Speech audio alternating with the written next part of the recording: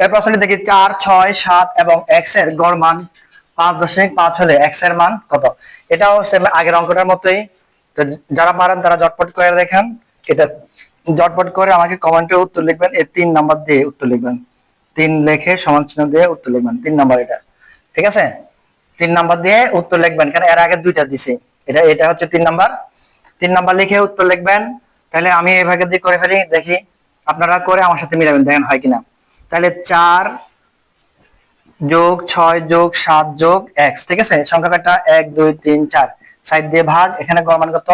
5.5, ঠিক আছে? এখন এগুলো যোগ করি, 6 7 10 17, 17 যোগ x 4, ঠিক আছে? এখানে 5.5। এবার আর গুণ করি, 17 যোগ x সমান, এবারে গুণ করি 4 5 20 আর হচ্ছে 22, ঠিক আছে? তাহলে এবার x টা এখানে রাখি, তাহলে 22 থেকে 17 বিয়োগ করি, 22 থেকে 17 বিয়োগ করলে কত হয়? 5। 22 থেকে 17 বিয়োগ করলে কত হয়? 5, ঠিক আছে?